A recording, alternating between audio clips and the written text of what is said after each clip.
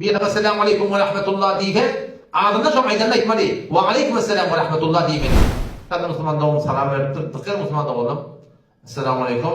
Salam vereniz de var ya sen niye de tarzı salam vermeli. Salam.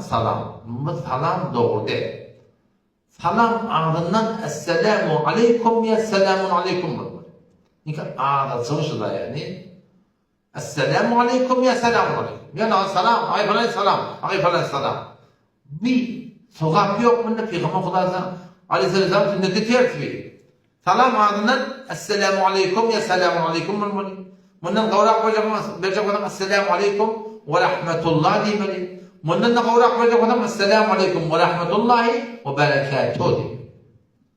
Cevabı da şöyle. Bir kama Esselamu Aleyküm diye senin ağzından ve Aleyküm Esselam değil.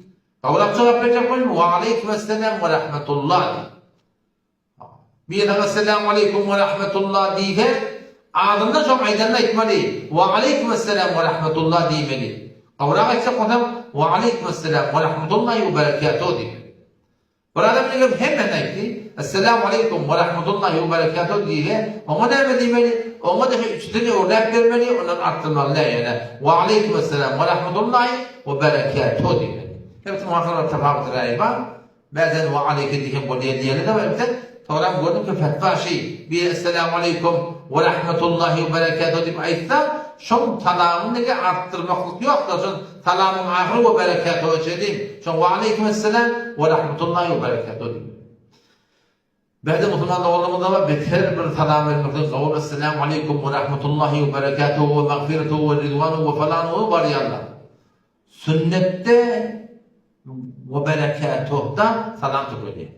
Ondan hani kesmeliler. Doğru da hadiste de gelir. Ama her hadis sünnet değil yani. Bir de ehli sünnet değil diye. Biz ehli hadisler ki her bir hadise amel edeceğiz. Biz hadislere nasıh var, mensuh var, zayıf var, doğru var, bu hadisler var. Biz fukahalan aydınına göre hadislere amel etmekte gerekiyor. Adam şu talim var ya Türkmen şirkte. Selamun Aleyküm. İngilizce. Doğru değil ki güneş Müslüman doğru. Salam verecek onda da başını tegan mı? Kaldır Esselamu Aleyküm di. Başı dinle bir Allah'ın önüne. Ahum Allah'ın önüne her şey edip elin avdallah koyarsan Esselamu Aleyküm takdira. Takdirin tiyli hürmeti zainne ki. Emma takdirin tiyli hürmetini öğret haddin etmir Müslüman doğun. İnelekem getiriptir sada sahabe Ma'ariful Kur'an. Ne mi diye? İmam Cessas rahmetullahi aleyh. Ahkamul Kur'anlar. Bir hakiki Hanefi mezhebinin öğret kitabından getiriptir.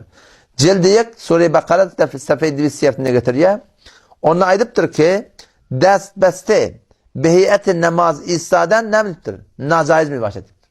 Ulamaların o nedatların onu ulukollan tiyli hürmetinin söyleyeyim. Barayı tazim ve buzurtaştı buzurgan ne bilmeli? Destbeste durmak ne biliptir Müslüman doğun? Şimdi nazaiz doğru deşediptir. O zaman şu taydan şuna haberdar olayım.